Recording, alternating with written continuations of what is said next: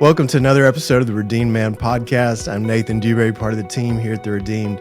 At The Redeemed, we're building a Christ-centered community of men where men don't just survive, but they thrive in their relationships and their walk with Christ. In our episodes, we dig into our guest stories, both their struggles and their victories of faith.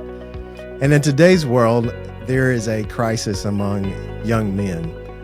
There's a crisis of isolation, anxiety, they're overwhelmed, and it's not really more programs we're looking for, but it's presence. And today I'm excited to have Will Hutcherson here with us. Will's going to speak to that. He has many years of experience ministering to students and families, and he's going to help unpackage what it means to be present in our kids' lives and the lives of young men that we are around, so that we can better equip them to live lives that are healthy, whole, and making a huge difference for the kingdom of God. So Will, welcome to the show. Thanks for having me, Nate. Well, I just want to jump right into kind of what stirred the passion that you have for your ministry and the call that God has on your life. Yeah, absolutely. Well, I think for me, I felt the call to ministry early on when I was heading to college out of my senior year, going into my first year of college, and had this thought of like, if eternity really matters, how can I do anything else? Like, how can I, put my focus, my life towards anything other than eternity? And so felt a call to ministry. At the time, I didn't even know Christian colleges existed because I didn't grow up in the church. I was just a new believer, started following Jesus. So I went to just a normal secular college, but did an internship at a church. And that's where this passion for evangelism, specifically for the next generation, kind of grew in me. And then through the course of many years, through my young adult years, and even when I went finally to Southeastern University in Lakeland, Florida, I was an interim youth pastor. And so I just started working with the next generation. And that was, now 20 years ago. I hate to age Hard myself. To believe it. I know, right? Yeah.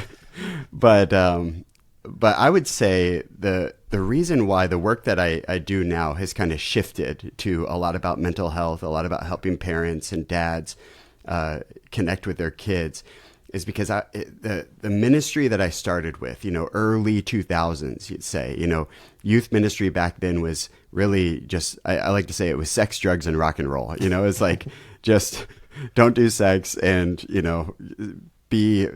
don't do at-risk things, keep them alive, essentially. And I would say it was probably 2015, right around that time that I started to see more and more students. They weren't partying. They weren't doing a bunch of at-risk behavior. Instead, I was starting to see higher amounts of anxiety.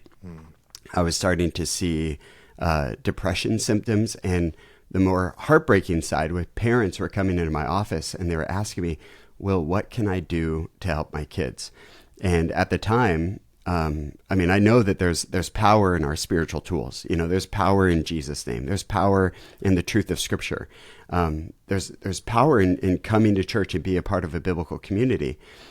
And aside from just saying, like, just keep bringing them to church and small groups, we'll pray for them, like, all that is right and good.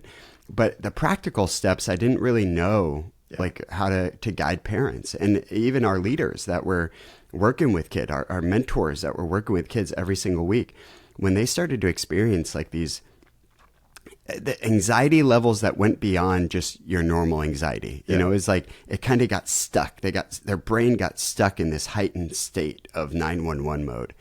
And we didn't really know how to handle that. And so that kind of set me on a journey of asking the Lord, God, you created our brains, you wired us. How do we help kids when they're facing high anxiety and despair? And so I would say, what started as something that just concerned me, over time, it began to alarm me as I saw more and more students dealing with these mental health challenges. And so diving into the research, talking to a lot of my friends who are neuroscientists and psychologists and counselors, and really asking this question, how are our brains wired, and what can we do to help influence the brain towards healing when somebody's facing a mental health challenge? Well, Will, I think, a lot of people can relate to your journey in one way or another, especially any career, any pathway that we have, there's always seems like there's something that comes to the forefront of our heart or our mind over the journey, and often will shift our career or shift our passions, and even still really aligning with your desire to impact the next generation. Yeah. As you began to do the research, to talk to these scientists, these counselors, what was the biggest aha moment for you? Was there a moment you go back to that go, wow, I really like some things really began to come together for you? Yeah, absolutely. There was one particular moment. It was end of 2018. There was a school that asked me to come and do some school assemblies, but then they also asked me to do a parent kind of, they were doing like a parent fair. And the school was like, we want you to do a session on suicide prevention. And so I knew I could like do the typical like PowerPoint of like, here are the warning signs and here's what to look for. But I wanted to take them deeper into understanding their kid's brain and how their brain is wired. And so the big aha moment was I was diving into the research, getting ready for this talk, and I came across this analogy that really kind of simplified our brain processes. And it was, kind of the right brain, left brain, kind of analogy. Now, our brain is way more complex than this. So I always tell like really smart people, like neuroscientists, like don't crucify me for this. I know I'm like oversimplifying the brain. But, predominantly we have, the left side of the brain is predominantly illogical processing. It's not completely this way. It's actually more in the front, like the prefrontal cortex is where our decision-making capabilities exist, where we make judgments and we, rationale and reason. And then you have the left side of the brain, the right side of the brain is where your emotional processing takes place. So you got the right side emotional, left side logical. And the big aha was recognizing what happens when we're experiencing high anxiety, high stress. It's almost like those two sides like detach, like they despair from one another. So think of despair, a place where someone feels like deep hopelessness. Yeah. Think of it as like a despairing between the right side and the left side of the brain. And when I came across that research and that like analogy kind of clicked for me, that was a big aha, because I'll speak from experience. As a youth pastor, even as a dad, when I would see kids who were dealing with anxiety or just feeling really down or feeling with feelings of, maybe symptoms of depression, because I'm a logical-minded person, my knee-jerk would be to kind of approach it with logical answers. Yeah. Well, okay, you feel this way, but it doesn't make sense that you feel that way, so just stop feeling that way, right? And well, that doesn't actually work. Like when the brain is in that state, it's like the logical processing has diminished, it's decreased, while the emotional processing stays really heightened. Blood flow even biologically changes. So when the amygdala goes kind of on fire, the amygdala is this like small little part of our brains that's like the size of an almond, but it's where our fight, flight, and freeze mechanisms predominantly exist. Well, when that amygdala fires off, the blood flow increases tremendously to the right side in the emotional centers of the brain, while decreases on the logical left side of the brain. So that's really good. Like if there is a bear chasing us, we don't want to logically process through that, right? You just want to immediately respond and go into fight, flight, or freeze. And God wired us that way. And especially as men, like we go in, we immediately react to danger. It's like we're wired that way. But when a bear is not chasing you, when you just have perceived threats, when you have, especially for a teenager or a young adult, they're scrolling on social media. They see that their friends didn't invite them, and that's a perceived threat to their social status. Well, the amygdala still releases cortisol. Yeah. The brain still sees that as a threat. And so it's almost as if, especially in our culture, it's like cortisol can get stuck like a leaky faucet. So think of it like a drip, drip, drip, drip, drip, and that overwhelms the brain. It fills the brain up. So it's like, it's not logical. It doesn't make sense why they're so stressed out. Why is the next generation so stressed out? Well, you got this cortisol drip that's nonstop.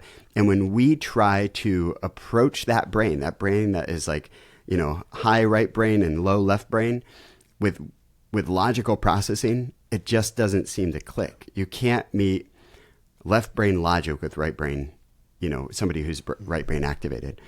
And so that was one of my biggest ahas. I honestly, recognizing this and applying this to my parenting, applying it into my leadership. I treat my employees differently now. I approach them differently. All areas of my life, it just helps me to slow down and see where somebody is, essentially see beyond the behavior to see the emotion first, to meet them right where they are. If I see somebody who's right brain activated, I want to meet right brain with right brain. Left brain doesn't work, at least not right there. It's not that you don't do it, but you just don't do it first. And that was probably the biggest aha for me. Will, you mentioned kind of that drip of cortisol. So what are some of the things that are fueling this crisis, this difference that we're seeing, this higher level of anxiety among young people? What is it that is the catalyst? Have we been able to identify some of those things that we could go, hey, maybe I can help eliminate some of the things that are causing some of the crisis before it gets here? So I have a little bit of a different take on this. I mean, the easy answer is most people are going to blame it on technology and social media. Yeah. But I want us to go back even further than that. Like, let's go back 50 years ago, okay? We used to, as a society, have more connection face-to-face time. So what that means is that just as much as the brain predictably responds to that despairing, the brain also responds when we feel seen on a deep level, when we feel connection, genuine connection with another person, when we feel understood. The brain releases a hormone called oxytocin. It's likely you've heard about it. Well, 50 years ago, when we spent more time face-to-face, when we talked with our neighbors on a regular basis, we had these micro doses of oxytocin constantly flowing through our brains. Like, I think about my grandparents. Like, you know, they would just, I would be hanging out with them when I was 10 years old. We'd be on an errand, and they would randomly just say, let's go stop at Henry and Judy's house. Yeah. And we would drive across town. They would knock on the door, and Henry and Judy would open the door and smile and say, what are you guys doing here?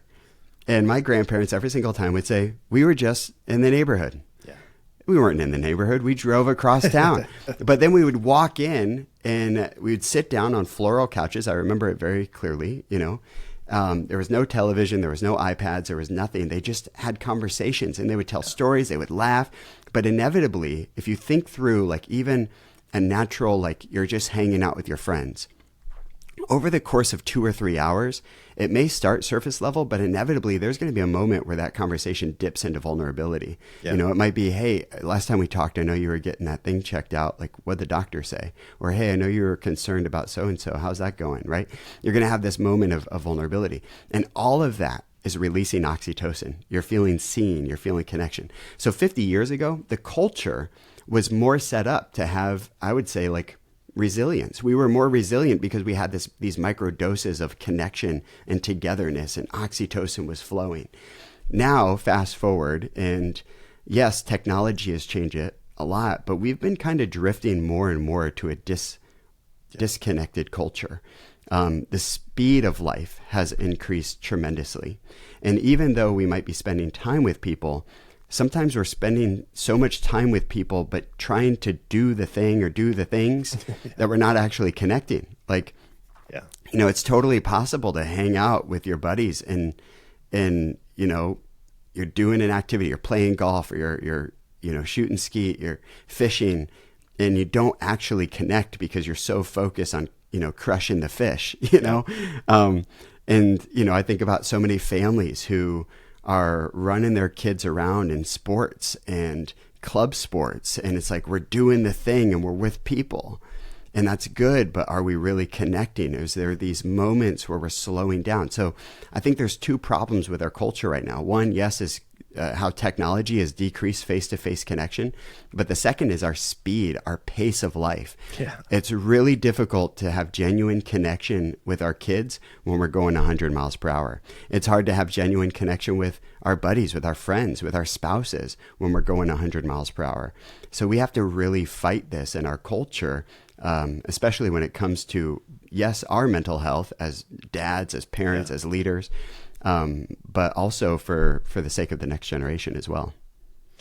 Will, when you're talking about that speed, immediately went to an article I read this morning just talking about even vacation culture in the U.S. The average person vacations like 11 days compared to our European counterparts, which are about 30 days on average, and just how much we try to pack into that. I just came back from vacation and we saw 6 states, all in New England, plus New York and New Jersey in a 10-day period, and went to national parks and all kinds of things that we were packing into that space. Yeah. And definitely think about how that is different than previous generations. Totally. For us, going on vacation when I was a kid often meant, going to the beach, really having a lot of time sitting, being at the pool, talking, conversations. And yet today there's this push to put even more into our life experience, to make the most of every season, which again is part of the culture and the context we live in. I love that you're talking about how are we ministering, not necessarily how do we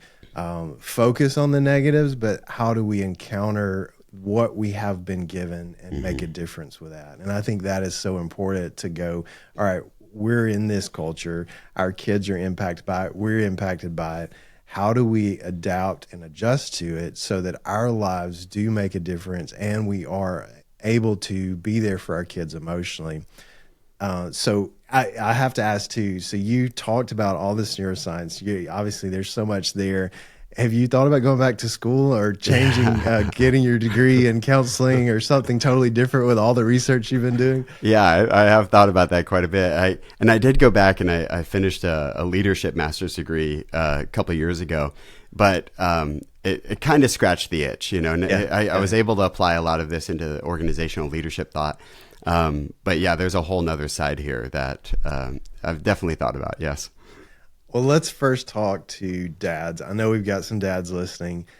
What are some of the tools that they can implement to make sure that their child is seen? You've talked about the difference that it's made in every relationship in your life, but talk specifically to the dad and what it is that they can just put into their toolbox to help them better minister and equip their kids for whatever they're walking through.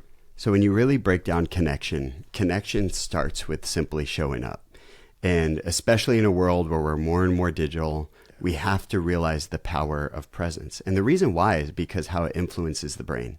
For instance, when we're together face to face in the same room, and maybe you're going through something, right? If I empathize with you, you're going to see my facial expressions. You're going to hear my tone of voice. And most importantly, you're going to feel the appropriate physical touch. That releases oxytocin. If you just send a really caring text, I can tell that you're empathetic, but my brain may not have the same reaction as it would if we were face to face. This is why, by the way, intuitively, if we have a friend who goes through crisis, our knee-jerk thought is we want to get on a plane or we want to get in the car and we just want to go be present, because we know that simply showing up means that somebody's going to feel loved. So when it comes to dads, honestly, presence matters so much. So what does it look like? One, to show up undistracted, because we have to be honest with ourselves. How often do we show up with our kids? And I'm preaching to myself here. I have to remind myself to just show up and be undistracted, be there physically, but also mentally and emotionally. Pause the TV when they walk in the room, have a 30 seconds of eye contact and, hey, how are you doing? How was your day today? Just have a conversation. We have certain spaces in our house that are kind of like no phone zones, our dining room table is that space. You cannot be at that table and have a device, and the TV is not on, it's just conversation space. We used to have a couch behind me that was our conversation couch, and sometimes I would just sit on that couch and I would just read, and sometimes a kid would come and sit down next to me, and I'd pause my reading and be like, hey, what's up? And they just knew it was a conversation space. Have a rhythm where you're dating your kids, So the idea is, yes, we show up undistracted, but we're also showing up in a predictable manner where we're showing up before they ask us to. Show up before the crisis happens. And that's easier said than done. Again, it goes back to the pace of our lives. We have to be really intentional about that. And then the second thing I would say is when they show up, to see them, see beyond the behavior, to see the emotion. I like to give this analogy a lot. let's say that you have a 15-year-old daughter. You know, I have a 15-year-old boy, and my daughters are 12 and 9. So I've not gotten to the 15-year-old daughter phase, but I know there's a lot of emotion that comes with that phase of life. I can attest to that. Yeah. But let's say, you have a 15-year-old daughter. She comes home from school, and you can tell she's just in a mood. She throws her backpack down. She kicks her shoes across the entryway of the house, and she's just in a mood. And you're thinking to yourself, you're like, I've told her 100 times not to kick her shoes across the entryway. So you're like, hey, what is going on? And she goes into this whole spiel about, just leave me alone, okay? It was a bad day. Sarah said something to me and just made me mad. And the stupid backpack, I hate it. And these shoes, oh, they're just so ugly. And you're like, I paid $5,000 for those shoes. And you're like, and then she goes into this whole spiel about how terrible her day was. She failed her history test and yada, yada, yada. And all you hear as a dad is that she failed her history test, right? So what do? We go, you failed your history test? You're like, excuse me, young lady, I don't know what house you think you're in, but that is not what we do. I don't care that you had a bad day. I don't care what Sarah said to you. You need to take responsibility. You need to do your homework. You need to study. I reminded you. I asked you last night if you had any homework, and you told me no. And then I came into your room at 11 o'clock, and you're dancing on your tickety talk. You should have been sleeping at that time. And you're like, I'm not surprised that you failed yours. Right? And what do? We go into lecture mode, right? And what's your teenage daughter going to do? She's going to roll her eyes, and she's going to say, you just don't understand. That's it. You don't understand, or you don't get it. And here's what I want to reframe for every dad. Anytime your daughter, your son, an employee, or spouse, anytime anyone says you don't understand, what they're really saying is you don't see me. You don't see what I'm feeling right now. You don't see the emotion. And if you think about it, anytime we have like a close friend or somebody that we're really tight with, when they see us on a deep level, we say things like that. We're like, they just get me. Yeah, they understand. They just know it. They get it. Well, that's what we're saying. We're communicating. They're feeling what I'm feeling. They understand what's behind the words, what's behind the behavior. And so I'm not saying that we don't teach our teenage daughters responsibility. I'm not saying any of that. I'm just saying that we just don't do it at that moment. So here's another approach you could take, all right? She comes in, she throws her backpack down, kicks her shoes across the room, and this time you have a different thought. Your thought is, whoa, she's in a mood, right brain. She's right brain activated. And so you choose to say, all right, so she's upset, she's right brain activated. I'm going to meet her right now, right where she's at with right brain. I'm going to meet emotion with emotion. So you might say, hey, what's going on? I can see you're upset. I had a bad day and blah, blah, blah, and this happened, and this happened, and this happened. I failed my history test. And you have all the same thoughts this time, all the same thoughts. But this time you just hold on to them into the back of your head, right? And instead, you see the right brain energy and you decide to meet emotion with emotion. So you might say something like, oh, man, you had a bad day. I'm so sorry. Man, I can see that this is really upset you. Here, come here, sit down, take a seat. Here, let me give you a drink of water. Here, take some water. Tell me more. Sit down, slow down. Tell me more. And just let them, we like to call it my co-author and I, Dr. Chinwei, we like to call it emotional exhale. Yeah. It's like they've taken in this big, deep breath of air and they can't exhale. Just, and you hold it in long enough. Eventually it comes out all at once, or they pass out, right? Just like we do with our breath. And so they can pass out emotionally, or emotionally just comes all out at once. But when you let somebody emotionally exhale, you're letting them go like a little pressure release valve, right? And what's going to happen the first time you do it, your teenage daughter's going to be like, what's gotten into you? What's wrong with you? Why are you like listening? She might even say, I just don't want to talk about it right now. And that's okay. You got to kind of know your kid. Yeah. Some kids just need some moment, some time, and you can loop back around to a conversation later. The point is that meet right brain with right brain first. And the way you get there is you're like, well, that's just not who I am. Maybe that's who you are, and you're more in touch with your feelings. I'm just not a feelings person. Well, I'm actually not a feelings person either. I'm very analytical and logical. But here's how I get there. I ask the question, if I failed a big project at work, how would I feel? Yeah. I'd feel frustrated. I'd feel disappointed. I'd probably be mad at myself. And And if I had a friend who said something that really hurt me, I'd probably feel betrayed. Maybe I'd feel embarrassed depending on the context of when that friend said that, right? So get rid of all the other things. Like sometimes we get in our own way, dads. Like we'll be like, well, I wouldn't feel that way because I wouldn't have failed my project at work, right? You know, and it's like, okay, but what if you did? What if you did fail a big project, right? How would you feel? Because that's where your daughter is right now in this moment. She's feeling a lot of emotions. She's feeling disappointment in herself, or maybe in the teacher. Maybe she feels like the teacher didn't set her up. Regardless of whether it's logical, just meet her right there in that moment and imagine how you would feel if you were there, and just give her the opportunity to emotionally exhale that out. After that, and maybe 10 minutes later, 20 minutes later, that's when you can bring in the logical processing. That's when you can say things like, hey, what do you think, you could do next time for a different result? Well, hey, what responsibility do you think you need to take in regards to how your day went, right? That's when you can kind of help them kind of dissect it. And if you're trying this on your spouse, maybe wait a week, don't do it quite that fast, but great wisdom. Yeah. The point is meet right brain with right brain first. Then when the logical left brain is back online, then you can have logical left brain conversations, help them sort it out. The bottom line is when we see them on a deep level, the reality is they feel understood. And we want our kids to feel that way, especially when they're facing mental health challenges. Yeah. So if they're prone to high anxiety, or if they're dealing with depressive symptoms, these two steps of what I'm talking about, just simply showing up, seeing them, and then the other one would probably be listening, listen deeply. There's a component to that I didn't talk about. But when we do that, it really helps create an environment where they feel loved, they feel understood, they feel safe. And then when we kind of lean into the left brain after we've kind of done those things, we can help speak life into them. We can help empower them. We can help them develop some grit and some resilience, because the goal is we want resilient kids, right? Like we don't want our kids to stay in their emotions. The problem is that so often we try to just get them past their emotions without first meeting them in the emotion. You have to meet them where they are before you can take them to that place where they're beyond it, right?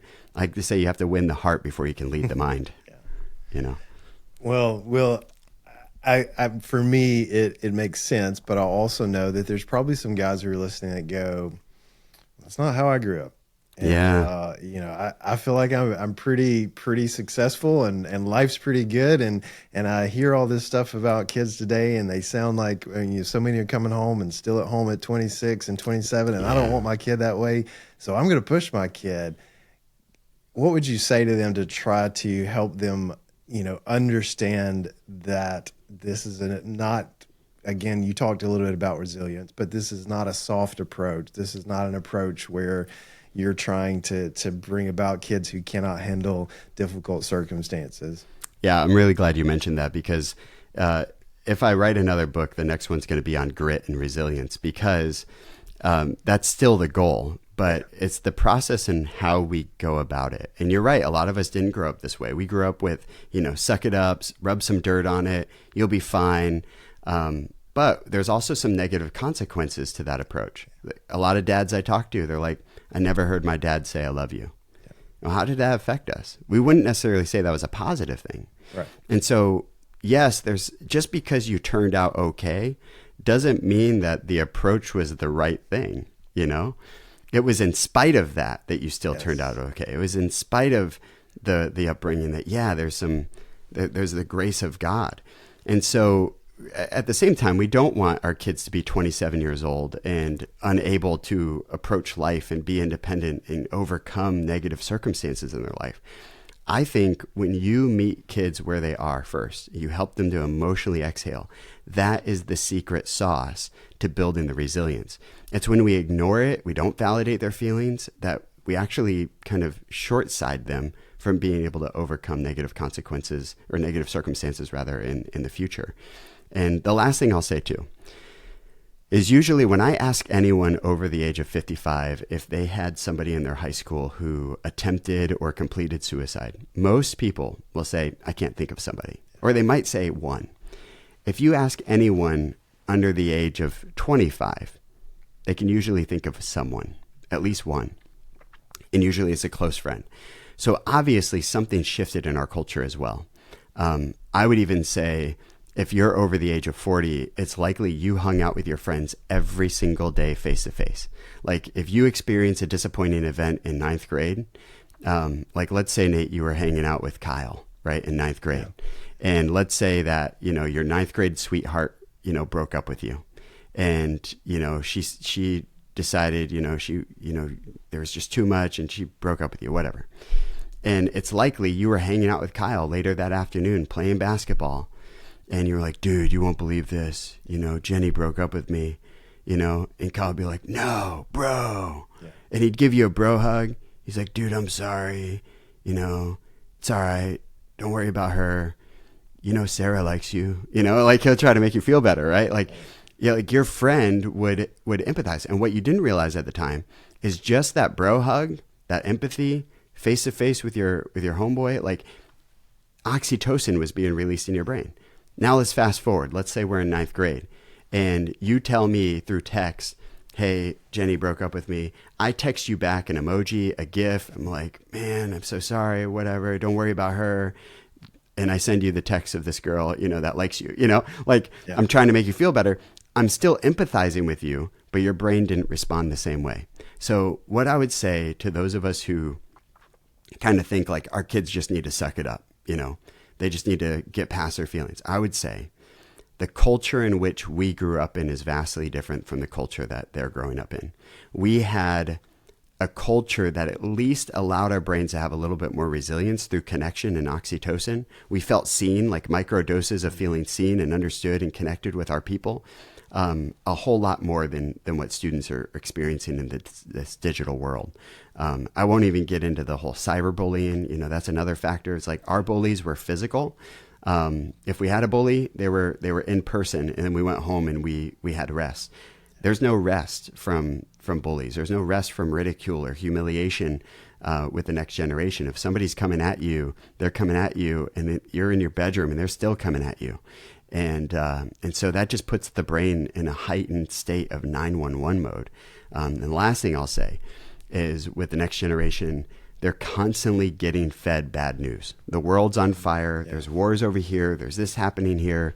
The amount of information that they're getting is also overwhelming their system. We didn't get that kind of news. Like I think about, like there were a couple bad things when I was a teenager, 9/11 being one of the big ones, but it wasn't all the time. And it feels like for teenagers, because they're so connected to the news and the world around us, there's bad news every single day. And so we just have to remember that the culture they're growing up in is different. And the best thing we could do as parents, as dads, is to help our kids to be resilient by meeting them right where they are, helping them to emotionally process that, feel seen on a deep level, and yes, then give them the tools to overcome and build the resilience. Will, so well said. I want to shift a little bit. We talked about dads, but let's take it kind of pull it back a little bit and go, what have you learned about your own life and how you handle emotions as you've done this research? Like, what are some of the tools that you've been able to put in place in your life just to be more aware of your own emotional state, more aware of kind of how you're receiving information, and what does it look like for you to feel seen? And are there some tools that you put in place that go, hey, I'm guarding this, I'm really protecting this in my life? Yeah, that's a fantastic question, by the way. I mean, obviously, like writing a book on this, you can't really write it until you go through it and experience it. And I would say, writing Seen in the beginning of that was 2019. There was work that God was doing in me for the 10 years prior that allowed me to get to that point where I could write, a book like what Seen is. And a lot of it has to do with, I'm such a logical, analytical thinker. Especially when I started, my wife and I started dating. She's, kind of the opposite. She's more emotionally. She can process her emotions. She can verbalize her emotions. And I had a difficult time doing that. And that created a little bit of tension in our relationship because I would think, I'm like, hey, your emotions are valid if they're logical. Yeah. But if they're not logical, then they're getting in the way. They just get rid of them. Yeah. Did not understand. Obvious part of that was I didn't realize how I was even minimizing my own emotions, minimizing what I was experiencing and feeling, just kind of getting past it really quick. But the reality is that stuff sticks with you. There's a lot of men who, experience PTSD symptoms, or they're experiencing anxiety symptoms. They don't realize it's anxiety, but it's because a lot of times just this unprocessed stuff. So for me, it was my walk with Jesus. I remember I started doing these spiritual retreats where I would do like a silence and solitude retreat when I was 25, when I first became a dad. And those were really helpful. It like helped me to slow down and just reconnect and hear from the Holy Spirit and just kind of recenter my soul. It's like life gets so busy. It's like water with sediment in a jar, and it gets cloudy, but when you let it sit, like it clears up a little bit, and I felt like that's what those retreats did for me. But then I also started going to therapy, recognizing that there were things and, things in my life that I kept hitting this wall. I kept reacting and responding in a way. And in some ways I was kind of addicted to busy. I was addicted to going 100 miles per hour. I was addicted to that 911, kind of state of mind. And so I had to really, process through that and learn how to be, that working on yourself or admitting your weakness is actually a strength. It's actually a strength. And so I had to reframe that in my brain that counseling isn't for crazy people. It's just for people who want to grow. And that helped me tremendously. And so I don't think I'd be where I am today had I not gone through that pathway, Thank you for sharing that. You mentioned earlier the kind of the spaces in your home where, you don't have the phone at the dinner table, conversation, couch. And even in that, you talked a little bit about kind of those spiritual retreats.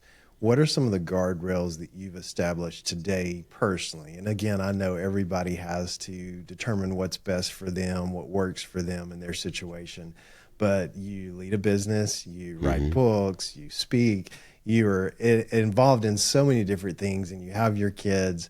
What are some of those guardrails that you personally have established that kind of keep you in check emotionally, and then also in tune with the relationships in your life that really can see and know when you're kind of getting off track? Yeah. That's great. Well, one, I have a group of guys that check in on me. So I have a group of, kind of accountability. I also have like what I would call my wise counsel. So I have, guys who are older than me, men that are wise. And if I'm making a big change in my life, or I'm making a big business decision or a ministry decision, I got to check with my wise counsel, and then I just have, I have these guardrails. I like how you call them that. I call them kind of, I forget what I call them now, but essentially like these goals. Like, how do I know I'm winning markers, And as a dad, if I don't define the win, then everyone's going to define it for me,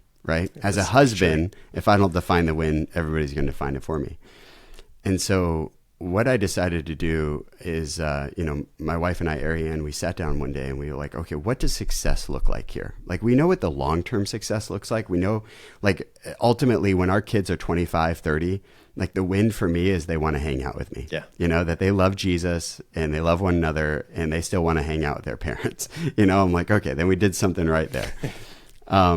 So, okay, back ourselves out of that. What does it look like today? What does it look like this week? And I travel a lot. And so one of the things I just made as a standard is I have to put my kids to bed 4 nights out of the week. So I track that. I have I use my digital calendar, but I actually have this paper calendar that I track all the nights that, I've tucked them in, and I'll say yes and no to things based off of that standard. Like, can I tuck my kids in? And the reason why tucking them in, even as they've gotten older, why that's important to me is because it's the one time in the day where conversations tend to happen, especially as they become teenagers. Yeah, definitely. they become deep philosophers.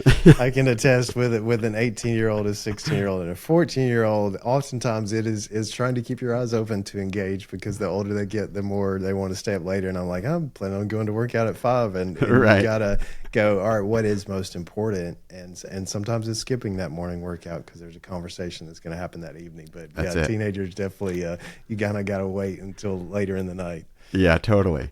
And so, and even with my teenage, my boy, he'll stay up, sometimes so late, and I'm like, okay, I'm not going to come tuck you in anymore, but, I'll just let him know, like, hey buddy, I'm going to go to bed. Let me pray for you. So I always pray for my kids before they go to bed. And a lot of those prayers are just around just blessing them.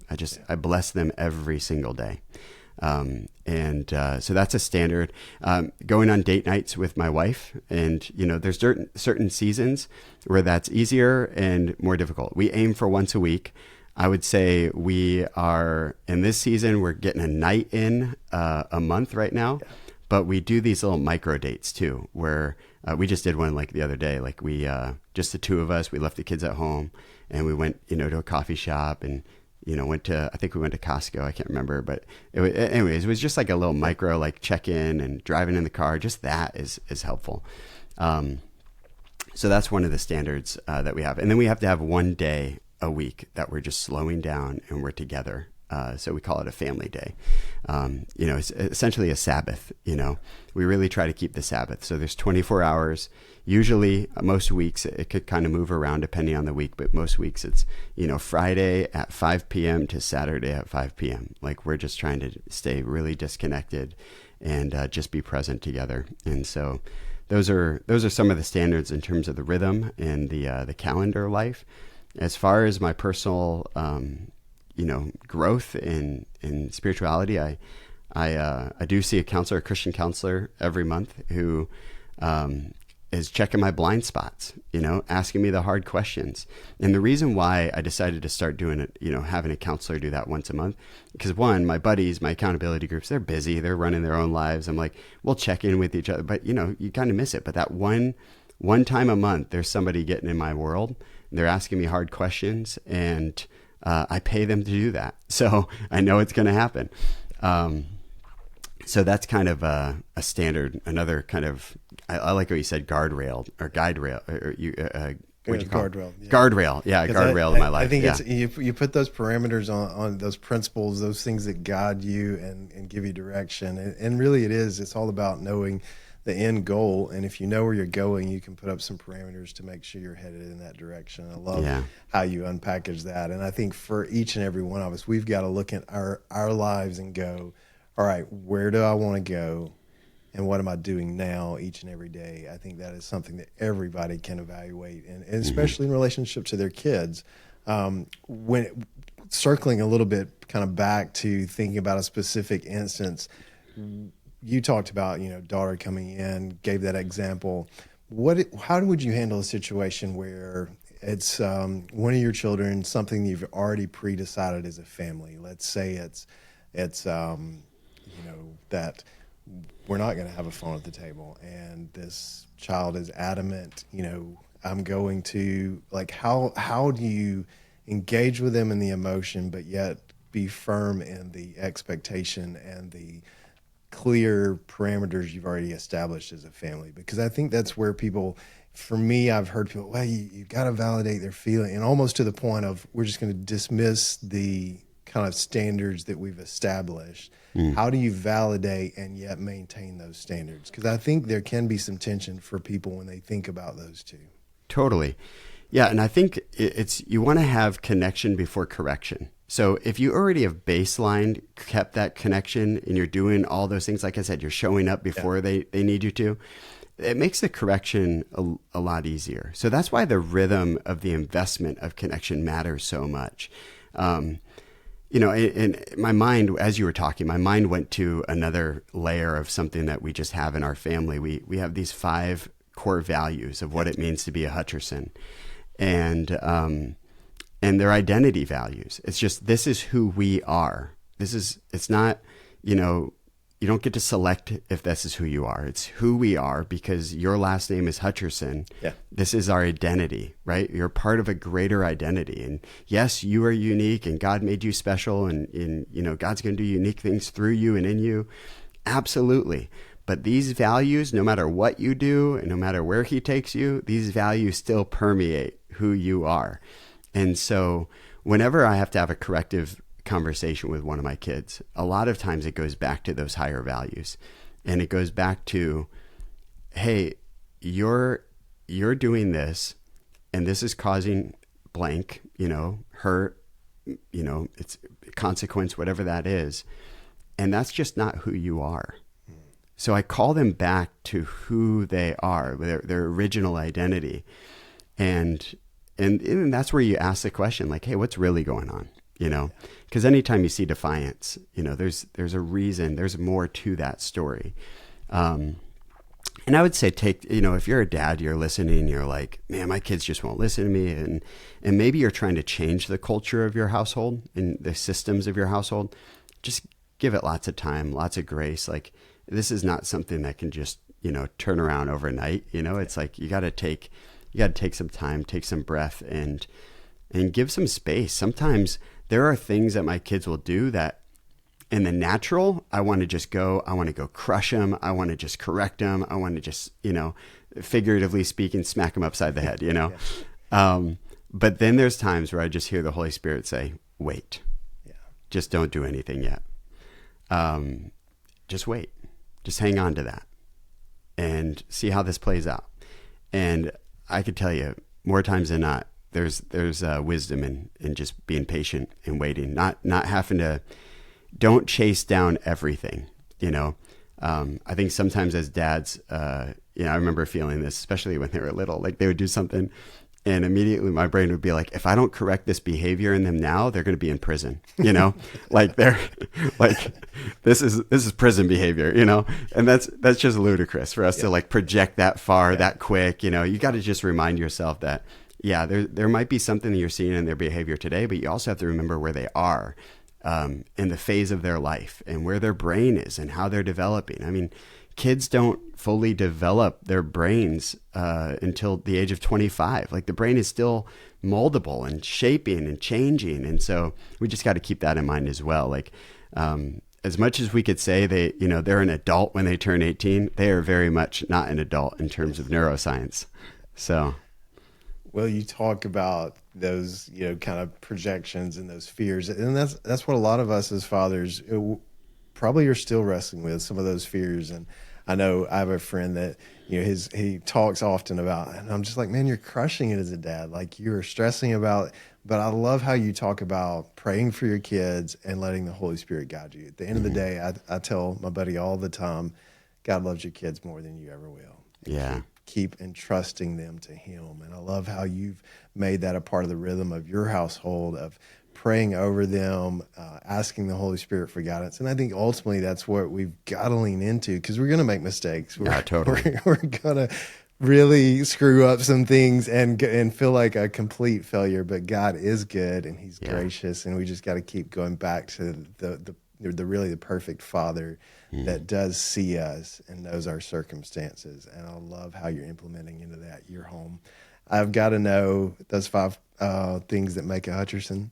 Oh yeah, the values. Yeah. So they are. The first one is we love. So we love Jesus first, and we love others. We laugh. We embrace the adventure. It's just we have a lot of fun. Like so, it's part of who we are. We lead.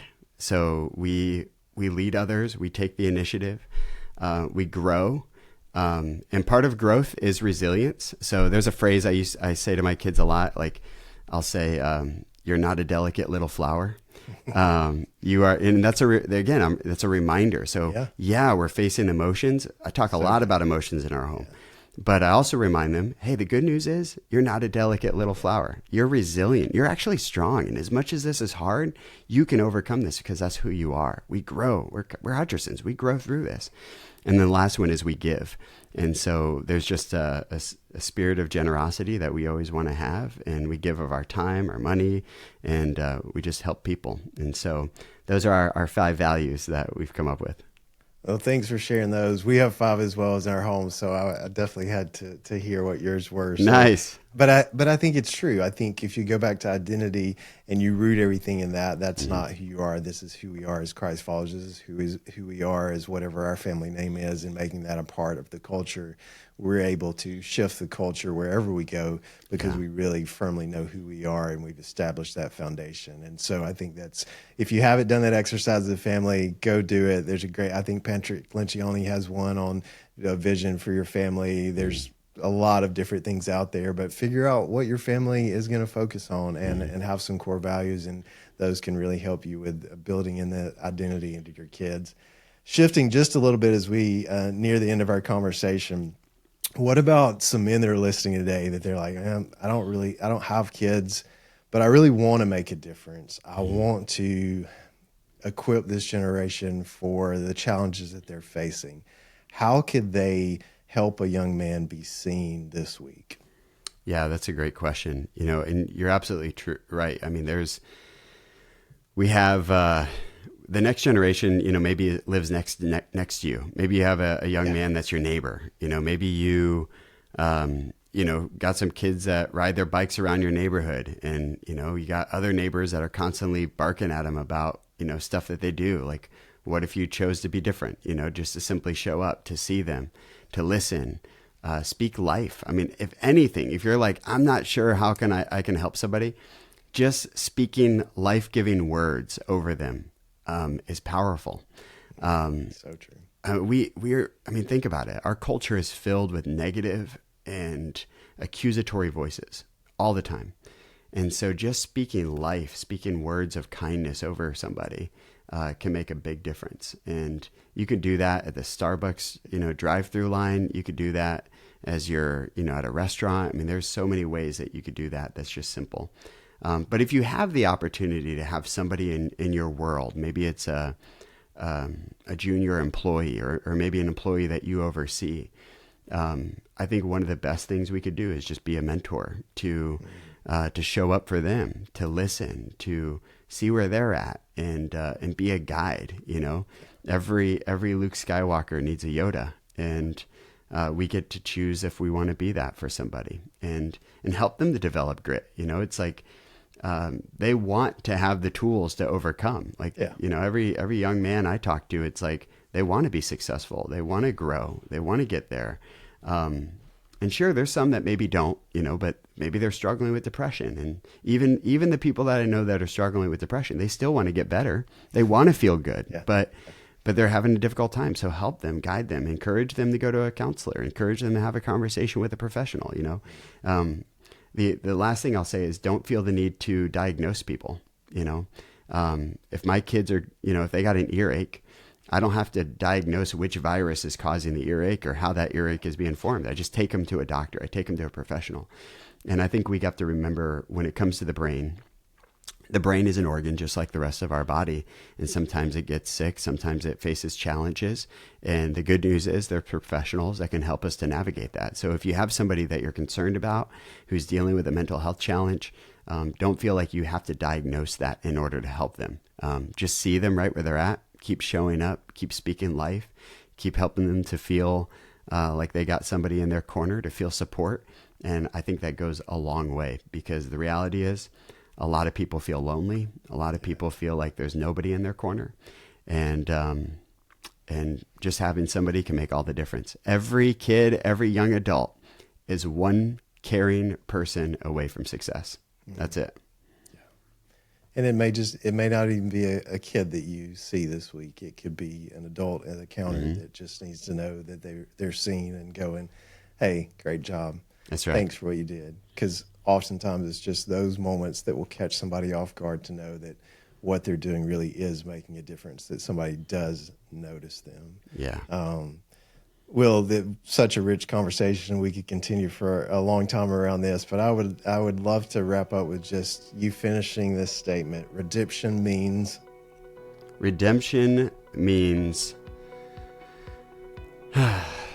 completely surrendering and letting Jesus lead. So well said. Will, it's been a great conversation today. Thanks for joining us, and look forward to talking again soon. Thanks, Nate.